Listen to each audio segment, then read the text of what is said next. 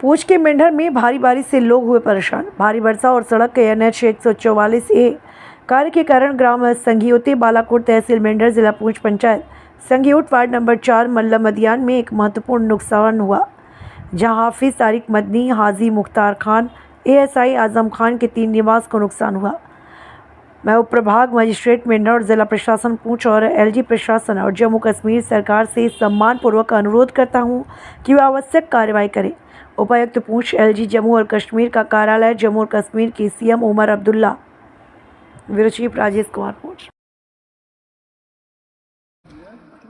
आज हम संघियोट मोहल्ला मैदान में खड़े हैं, जहां आप देख रहे हैं कि यहां नेशनल हाईवे 144 का जो तामीरी काम चल रहा था पिछले कई अरसा से, बड़ी लापरवाही से यहां कंपनी ने काम किया।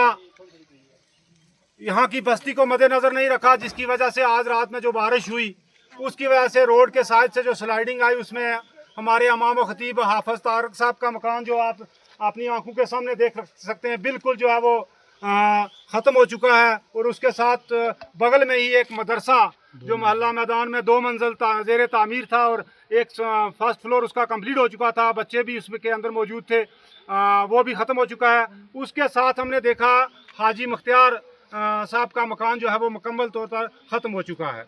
बड़े दुख के साथ ये कहना पड़ रहा है, यहाँ कितनी दुनिया पहुँच चुकी है।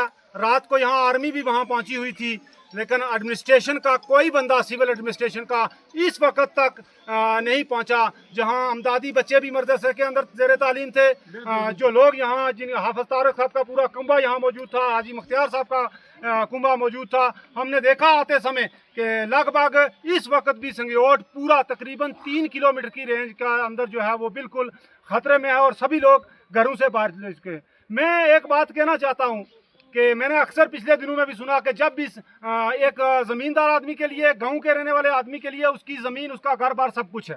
लोग जब रुख करते थे एडमिनिस्ट्रेशन का, नायब साहब का, तहसीलदार साहब का, मैंने एडमिनिस्ट्रेशन को और पुलिस को लोगों के खिलाफ कार्रवाई करते हुए देखा, ना कि जो है वो लोगों के हक में बात की। उसका नतीजा ये हुआ कि एडमिनिस्ट्रेशन की मुकम्मल लापरवाही की वजह से आज यहाँ करोड़ों का नुकसान हो रहा है।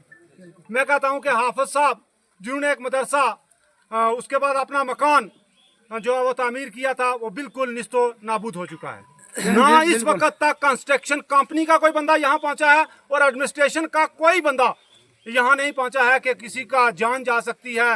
लोग जो है दूर दराज इलाकों से, मेंढर से यहाँ जो है बाजार से यहाँ पहुँच चुके हैं, लेकिन एडमिनिस्ट्रेशन जो नायब साहब हैं या उनकी टीम है या तहसीलदार साहब हैं, SDM साहब हैं, इस वक्त तक उन्होंने इस इलाके का रुख नहीं किया है। मेरी इंतज़ामिया से, डिप्टी कमिश्नर साहब से और वक्ती हुकूमत से ये गुजारिश रहेगी कि नेशनल 144 ये बाद में तामीर होगी। आपने संघियोट की आवाम को, संघियोट के एक तारीखी नक्शे को नक्शे से मिटा दिया है।